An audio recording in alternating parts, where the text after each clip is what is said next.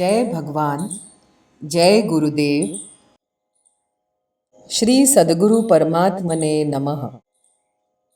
सिद्ध सद्गुरु श्री रणछोड़ दास जी महाराज श्री गुरुदेव की सन्निधि में चतुर्थ भाग ईस्वी सन 1957 थी 1961 कुमारी कुमुदिनी बेन परमानंद पंजवाणी श्री गुरुदेव के विषय में आज आगे।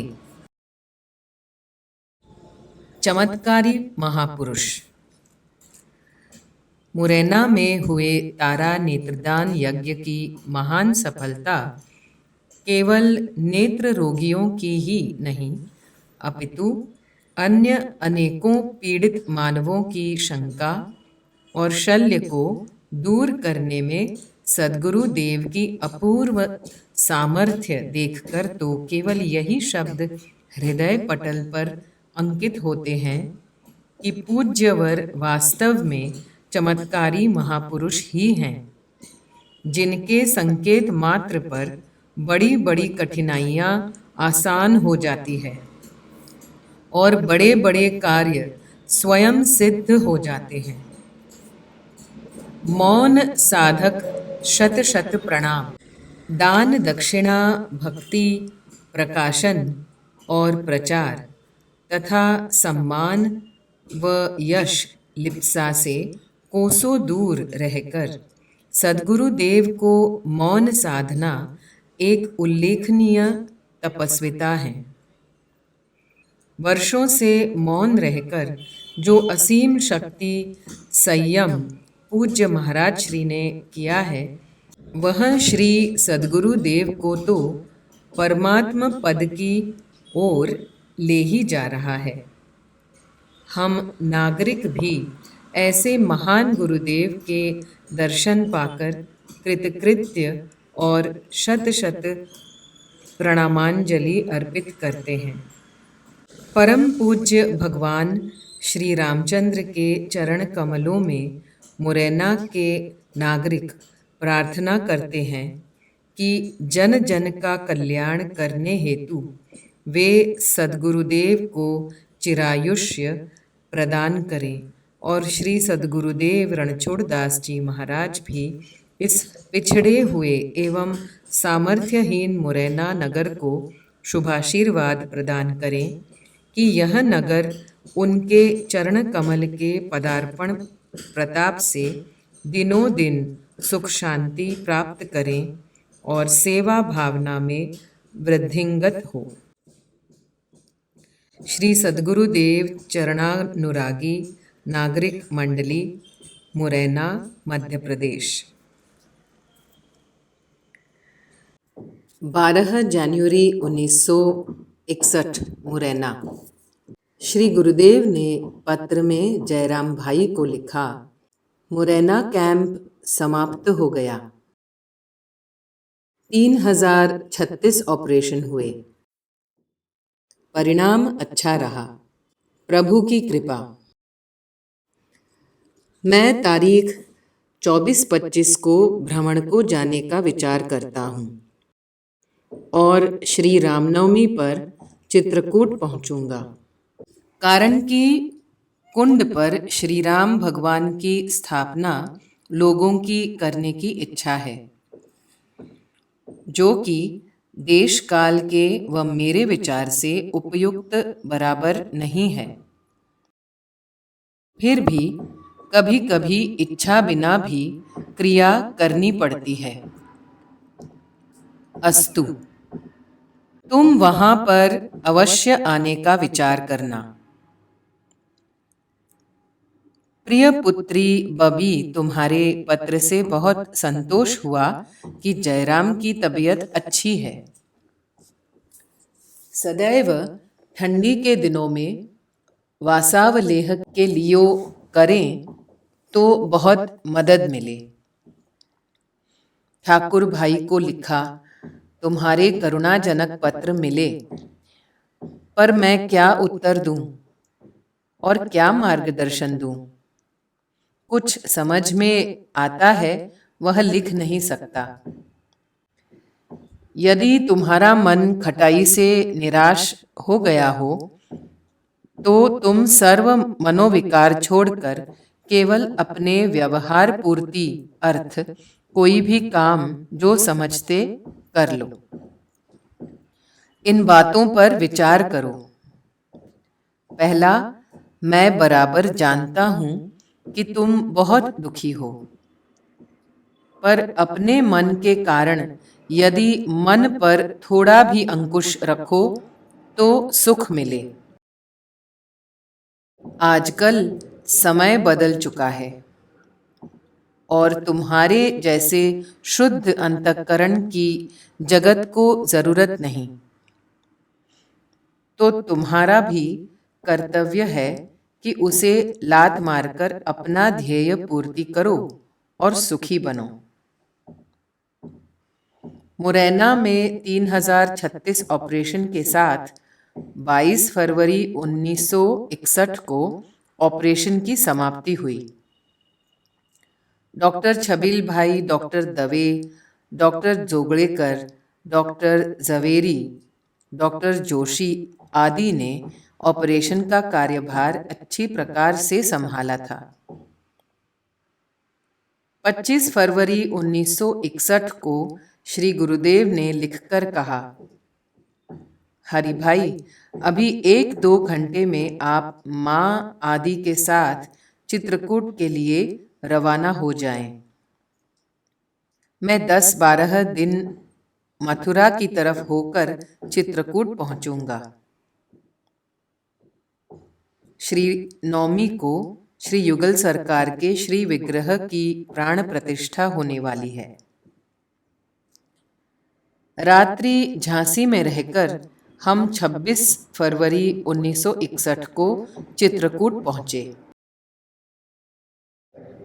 श्री गुरुदेव 8 मार्च 1961 को रात्रि के करीब 8 बजे चित्रकूट पधारे। श्री गुरुदेव सीधे माँ के कमरे में पधारे और लिख कर कहा, माँ, मैं मथुरा में आराम करके आया। दमू, कन्हैया और रफीक ड्राइवर साथ में थे। मैं सीधा यहाँ आपके पास इसलिए आया हूँ कि आप कोई मेरे निवास पर इस रात्रि के समय आना नहीं, सुबह आना। 9 मार्च 1961 को आरती के पश्चात पाठशाला के सामने वाले विशाल कंपाउंड में शामियाना खड़ा करने का कार्य श्री गुरुदेव ने प्रारंभ कराया। भूमि पर संबल का सर्वप्रथम घा होते ही भूमि के अंतर्गत पत्थर के साथ टकराने से अग्निकण बाहर निकल आई। फौरन ही श्री गुरुदेव ने लिखा, अग्नि की दुखद दुर्घटना होगी, होनहार कुछ ऐसा दिखता है। 10 मार्च 1961 को प्रातः काल आप श्री मोटर में नौराजाबाद वीरेंद्र भाई पंड्या के यहाँ पधारे। 11 मार्च 1961 की रात्रि को पुनः कुंड पर पधारे। अब तो कुंड में असंख्य भक्तों का विशाल समुदाय इकट्ठा हो गया है। 12 मार्च 1961 दोपहर का समय है। मंदिर के ओटा पर श्री गुरुदेव विराजे हैं। यह देखते ही चारों ओर से बहुत से भक्त लोग वहां आ पहुंचे। राजकोट के भक्त मगन भाई ने भगवान के श्री विग्रह को धारण करने के लिए वस्त्र तैयार किए हैं। उनको खूब बारीकी से देखकर श्री गुरुदेव ने कुछ कुछ सूचनाएं लिखकर समझाई।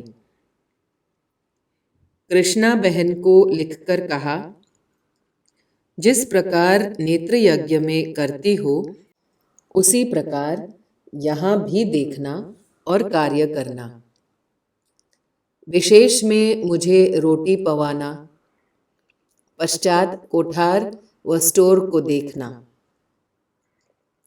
मुझे लिखकर कहा, हरिचरण व राम बाबा से प्रतिष्ठा पूजन व यज्ञ आदि के लिए आवश्यक सभी सामग्रियों का पूरा लिस्ट तैयार करने। उन सामग्री को कोठारी जी महाराज द्वारा बाजार से मंगवाकर इकट्ठी करके अपने पास में रखो। एक भी सामग्री छूट न जाए, इसका पक्का ध्यान रखना। पूजा पात्र, आसन इत्यादि सभी तैयार रखना। फिर राजकोट से तुलजा शंकर शास्त्री जी आवें, तब उनको लिस्ट बताकर और क्या लगेगा उनको पूछना। वे जो कहें सो लिस्ट करके मुझे बताना। विशेष में मेरा डाक व्यवहार कर देना। चंदन, तुम तो मैं कहूँ वह करना। पारो, दमू, जमुना माँ दिन रात मुझे संभालेंगी और भारती कृष्णा के साथ में रहेगी, मदद करेगी। कृष्णा मुझे भोजन प्रसाद कराएगी, ठीक है ना? चंदा, माँ, हरिभाई दोनों वृद्ध हैं तो मेरे पास में बैठेंगे मौका मिलने पर। निज अवगुण देखो बना करो न पर पर रोष। निज अवगुण देखो बना करो न पर पर रोष। नहीं उलूक दिन में लखें सूरज कर का दोष। भगवान सदैव मंगलमय है। भगवान को सर्व समर्पण करके फिर अपने स्वार्थ परता के दबाव से भगवान में दोष देखना क्या पातक नहीं? उनकी क्रिया लीला मात्र है, यह निश्चय ही कल्याणप्रद है। भगवान सदैव मेरे परम हितु हैं। यह भावना अनुराग को पुष्ट करती है। श्रद्धा अरु विश्वास से मिले प्रेम की खान। श्रद्धा अरु विश्वास से मिले प्रेम की खान। सद्विचार से होत बना आसक्ति की हान। सद्विचार से होत बना आसक्ति की हान। चंदू बहन की विदा। 13 मार्च 1961। प्रातः काल में प्राइमस की दुर्घटना के कारण लगी हुई प्रचंड अग्नि की लपट में चंदू बहन आ गई। श्री गुरुदेव ने मौन व्रत का त्याग तत्काल कर दिया। चंदू बहन की सेवा की प्रशंसा की। दुर्घटना से उत्साहपूर्ण वातावरण एकदम स्तब्ध हो गया। श्री गुरुदेव को, संतों को और हम सभी भाई बहनों को अत्यंत तीव्र आघात पहुंचा। 15 मार्च 1961 को चंदू बहन श्री रामचरण को प्राप्त हुए। श्री गुरुदेव ने अपने कर कमलों से चंदू बहन को प्रेमाश्रु समेत पुष्पमाला व कुमकुम तिलक धारण कराएं। पश्चात पूर्ण विधि से सब संस्कार संपन्न कराएं। 18 मार्च 1961। सुबह मैं मोटा मामा जयंती भाई जोबन पुत्रा के साथ श्री गुरुदेव के दर्शन को गई। तब मौन न होने पर भी श्री गुरुदेव ने कागज कलम मांगे। श्री गुरुदेव ने लिखा, कमू, मैं जीवन से ऊब जैसा गया हूँ। क्या मेरा आनंद चला तो नहीं जाएगा? चंदू बहन की विदाई से श्री गुरुदेव बड़े क्षोभ में थे, दुख था। उत्सव की हजारों निमंत्रण पत्रिका चारों ओर भेजी गई थी। चित्रकूट पहुंचने वाले कई भक्तों के तार आए कि अब उत्सव होगा या नहीं, हम आवें या नहीं। श्री गुरुदेव ने कहा, आज सबको तार देवें, चाहे अभी इसी क्षण पर मेरी मृत्यु हो जाए, तब भी भगवान के उत्सव में कोई उदासीनता, रुकावट या आपत्ति कदापि नहीं हो सकती। सब के तार के जवाब में तार दे दो कि उत्सव उतने ही आनंद उत्साह से संपन्न होगा। सब बराबर आ जावें। देखो ना, अखंड संकीर्तन, पाठ, शरबत का प्याऊ, भंडारा आदि सब हमेश की तरह प्रारंभ करा ही दिए हैं। वातावरण पलट जाएगा। अखंड संकीर्तन की धुनी से एक दिव्य चेतना का वातावरण जम जाता है। सब कोई जागते या सोते में ख्याल से या बेख्याल से श्री राम जय जय राम की रट करने में लग जाता है। अब 2 दिन पश्चात पंचमी से तो बधाई प्रारंभ हो जाएगी। कुंड की बधाई का तो खूब पुराना गौरव है। कई कितने सिद्ध संत महात्माओं ने तथा बड़े बड़े संगीतज्ञों ने भगवान के सामने बधाई गाई है और अपने को कृतकृत्य समझे हैं कि आज भगवान ने कृपा करके अपनी बधाई मुझ जैसे से श्रवण करके मुझे धन्य कर दिया है। कई संत महात्मा व भक्त प्रेमी गायक वृंद कुंड में भगवान के सामने बधाई गाने को कई साल से बराबर नियम पूर्वक पधारते हैं। बधाई शुरू होने पर माइक मंदिर में रख दिया जाता है। इससे मुझे बधाई सुनने को मिलती है। तब आह्लाद खूब बढ़ जाता है। इस रामनवमी के उत्सव पर असंख्य भक्तों की भीड़ थी। मेरी माँ आनंद बहन भी आई थी। माशीबा, माशा, चंदन बहन, पद्मा बहन, हम सब साथ में ही रहे थे। जानकी कुंड पुरानी गुफा में श्री गुरुदेव के पास पंडाल में बहुत लोग बैठे थे। आनंद बहन भी बैठी थी। श्री गुरुदेव के पास हमेशा 4-6 कलम इंडी पेन रहती थी। कोई न कोई आप श्री को पेन की भेंट चढ़ाता था। तो श्री गुरुदेव के पास इसी तरह ज्यादा इकट्ठी हो गई थी। श्री गुरुदेव ने उनमें की लाल रंग की कलम मांगी। ढूंढने पर भी वह कलम किसी को नहीं मिल सकी।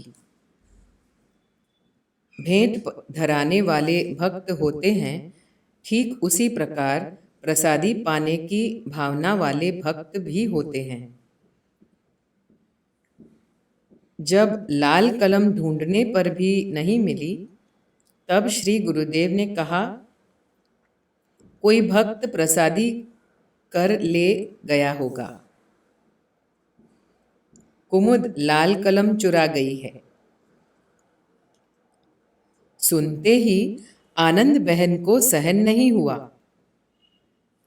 फौरन उठकर नीचे पुरानी गुफा में आई और मुझे मासा को सब बात बताई और मुझे पूछा कि तुमने लाल कलम ली है? मैंने कहा नहीं, मैं तो 3-4 दिन से लाल कलम वहां देखती नहीं हूं।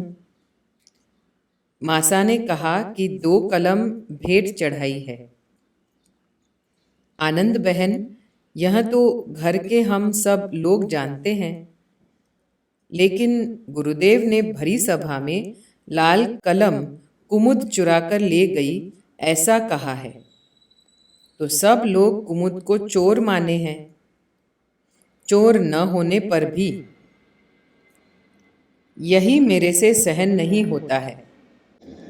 आनंद बहन ने मुझे कहा कि तुम अभी अभी श्री गुरुदेव के पास जाओ और सभा में स्पष्ट साफ शब्दों में बता दो कि लाल कलम मैंने ली नहीं है।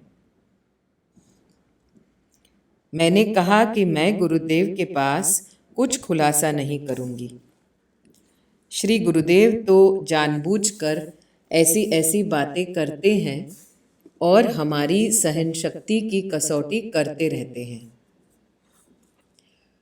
मासा ने भी यही बात समझाकर आनंद बहन को कही। आनंद बहन ने फिर भी मुझे आग्रह किया कि तुम इस घटना में मेरा मानकर खुलासा करने को जाओ तो मुझे संतोष होगा। हम तीनों यही चर्चा में व्यस्त थे। इतने में श्री गुरुदेव हमारे पास गुफा में पधारे। श्री गुरुदेव ने कहा, आनंद बहन कहाँ है? हम चौंक उठे। श्री गुरुदेव को आसन पर विराजित किए।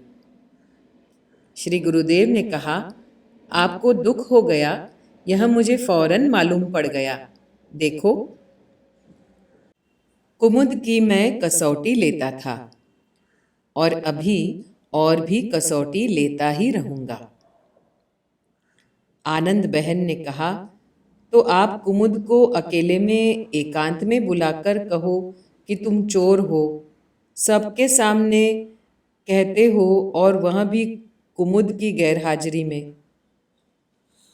अपूर्ण। चित्रकूट 18 मार्च 1961, जानकी कुंड। शाम को 7:30 बजे आश्रम की एक जीप उलट गई प्रमोद वन के पास। श्री गुरुदेव सबके सामने विराजे थे।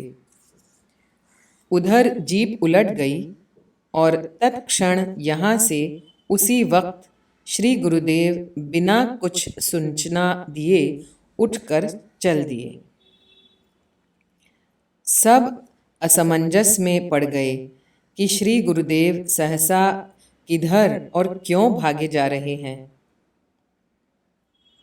कई लोग श्री गुरुदेव के साथ दौड़ कर जाने लगे। 2 फरलांग के बाद सामने बांदा के मुन्नी लाल जी मिले। वे भी दौड़ते हुए आश्रम की ओर आ रहे थे। उन्होंने समाचार दिया कि जीप उलट गई है और आदमी सखत घायल है। जीप में 5 आदमी थे। बालकिशन ड्राइवर, चित्रकूट का पंडा, कपड़े का व्यापारी, पोस्ट मास्टर। चित्रकूट और मुन्नीलाल जी शेठ बांदा के आश्रम से दूसरी जीप श्री गुरुदेव के पास पहुंच गई। तब आप श्री जल्दी से उसमें विराजें और आगे पधार गए। थोड़ी देर के बाद सब व्यवस्थित करके कुंड पर पधारे।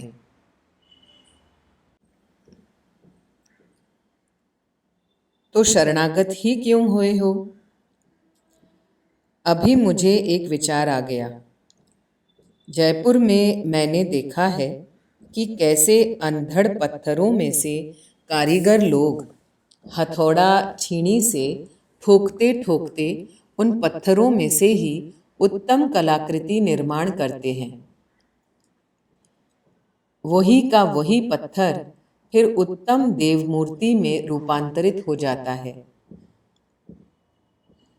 मनुष्यों में भी पूर्व संस्कारों की प्रबलता के साथ जन्मा हुआ मनुष्य अति लघु उम्र में ही अपने आप अपने से ही एक दिव्य देव मूर्ति निर्माण करता है। करोड़ों करोड़ों मनुष्यों में से एकाध मनुष्य में ही यह बात घटती है। बाकी मनुष्य सद्गुरुदेव की शरणागति से ही देव मूर्ति में परिणत होते हैं। शरणागत यह नहीं कहता है कि आप छीनी हथौड़ा की चोट मत मारो। मुझे तो इतना ही पूछना है कि यदि ऐसा कहना है तो फिर शरणागत ही क्यों हुए हो?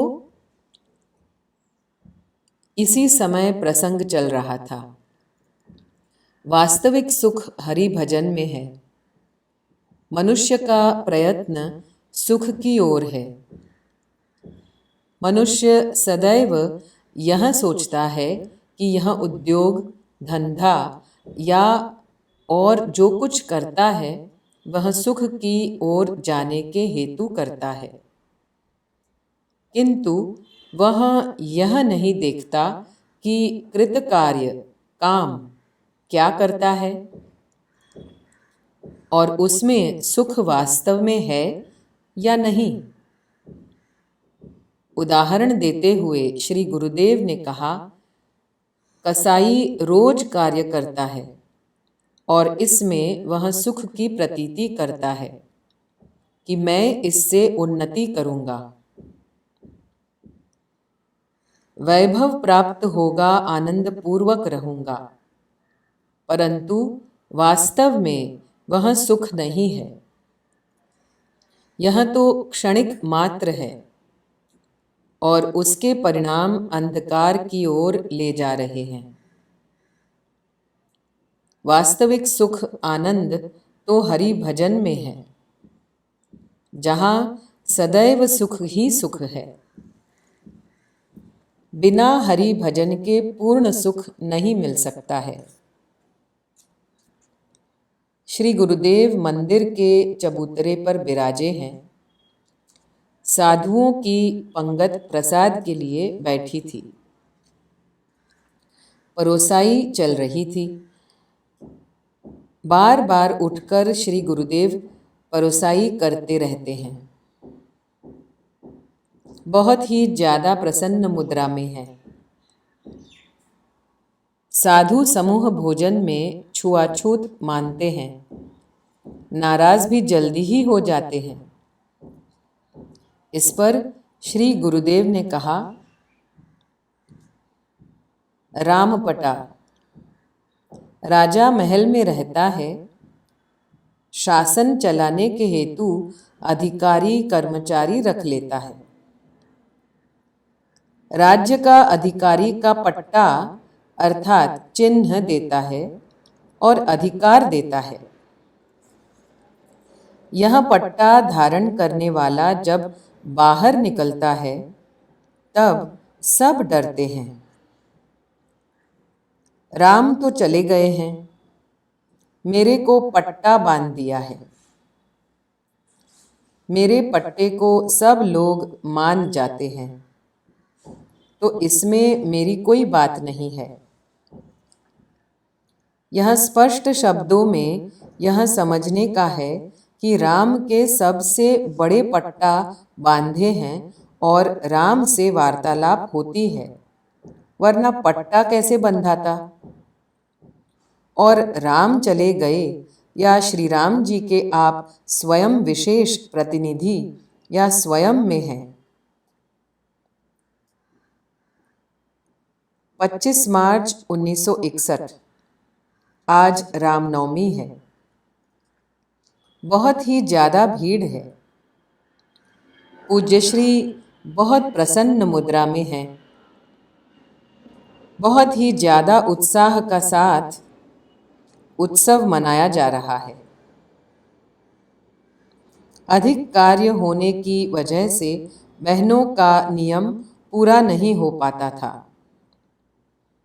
इस पर श्री गुरुदेव ने कहा, ध्यान रखना, जाप नहीं छूटे, जाप पूरा होना चाहिए। 26 मार्च 1961 श्री गुरुदेव कहते हैं, बहुत लोग मंत्र दीक्षा के लिए इच्छुक हैं, और मैं भी किसी को मना करने वाला नहीं हूँ। इस वक्त तो मैं सभी को जी हाँ कहने वाला हूँ। जिसको भी लेना हो, सबके लिए यह द्वार खुले हैं। आज सुबह रमेंद्र, उपेंद्र व उनके परिवार के और सदस्य और अन्य भाई बहनों को श्री गुरुदेव ने गुरुमंत्र दीक्षा प्रदान की।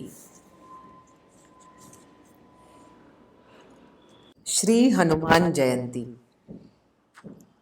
30 मार्च 1961। श्री गुरुदेव के साथ हम सब आज सुबह 5 बजे श्री कामदगिरि जी की परिक्रमा में श्री हनुमान जी के दर्शन को पहुँचे। श्री गुरुदेव ने बहुत प्रसन्नता से पूजन प्रारंभ कराया। पूजन के बाद प्रसाद के लड्डू श्री गुरुदेव ने अपने श्री वरद हस्त से सबको दिया और कहा, सब प्रसाद पालो। हनुमान जी ने जन्म लेते ही सूर्य भगवान को मुख में रख लिया था। वे समझे कि यह कोई फल है और खा लिया था। आप सब भी प्रसाद खाओ, फिर परिक्रमा करो। आप श्री भी सबके साथ परिक्रमा में पधारे। परिक्रमा के सभी मंदिरों में और स्थानों में कपड़े, वस्त्र, लड्डू देते जाते थे। रास्ते में जो भी साधु महात्मा मिले, उन्हें भी वस्त्र, कंबल, लड्डू देते थे। बंदरों को चने व लड्डू डालते जाते थे। गायों को भी लड्डू खिलाते रहते थे। श्री गुरुदेव इससे बहुत ही ज्यादा प्रसन्न हो रहे थे। सबको बड़ा आनंद आ रहा था। परिक्रमा करके फिर से श्री हनुमान जी के स्थान पर वापस पधारे। कुएं पर स्नान किया, फिर हनुमान जी पर अकेले ही विराजे और सबसे जाने को कहा, आप अपना पाठ करते रहें। सब शिष्य समूह चला गया, परंतु गांव के आसपास के बच्चे श्री गुरुदेव के पास जाने का प्रयास कर रहे थे। बच्चों को रोकने के लिए ठाकुर साहब खड़े थे। वह बच्चों को बार बार लड्डू देने लगे जो परिक्रमा से बचे थे। यह देखते ही श्री गुरुदेव ने कहा, इन्हें बार बार देके क्यों अनुचित उपयोग करते हो।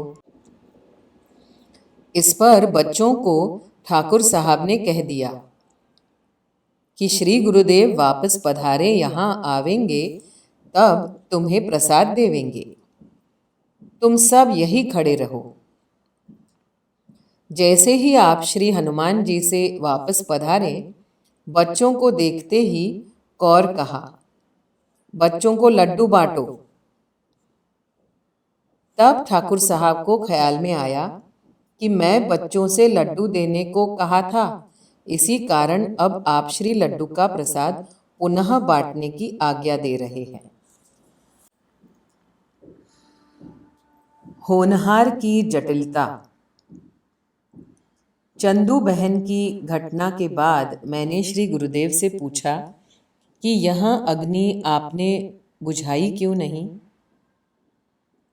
सन 1957 में तो मुझ पर घासलेट मिट्टी के तेल के पूरा डिब्बा उड़ेल के दिया सली लगा दी थी, फिर भी अग्नि प्रकट नहीं हुआ था। श्री गुरुदेव ने कहा, होनहार की जटिलता को समझो तो तुम्हारे मन को समाधान हो जाएगा। मैंने कहा, क्या होनहार को मिटाया नहीं जा सकता है? श्री गुरुदेव ने कहा, नहीं, ऐसा नहीं है। बराबर मिटाया जा सकता है, परंतु होनहार की जटिलता इतनी गहरी होती है कि हमारे मिटाने के प्रयत्न विफल हो जाते हैं। मैंने चंदा को बराबर बराबर प्रेम से और कड़काई से आज्ञापूर्वक कहा था कि तू सिर्फ 15 दिन के लिए बंबई चली जा। उत्सव पूरा होते ही मैं चित्रकूट छोड़ने वाला हूँ और तुझे निश्चित मेरे पास बुला लूँगा, और जैसा तू कहेगी वैसा ही बराबर करूँगा। लेकिन होनहार की प्रबलता देखो। महाराज भाई, प्रभु भाई और ओमकार को भी मैंने स्पष्ट कह दिया था। जमुना माँ को भी कह दिया था। खैर, होनहार तो होकर ही रहता है। यही निष्कर्ष कुमुद। 6 अप्रैल 1961 श्री गुरुदेव चित्रकूट से देहातों में भ्रमण के लिए पधारे। मैं बंबई के लिए निकली। आप श्री 10 अप्रैल 1961 को ट्रस्ट के लिए सतना पधारेंगे। 13 अप्रैल को आप श्री पपरेंदा बिराजे थे। 14 अप्रैल 1961 से 28 अप्रैल 1961 तक सागर से श्री गुरुदेव के 4 पत्र मिले।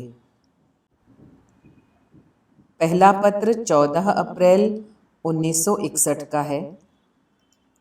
मेरी तबीयत जैसी थी वैसी है।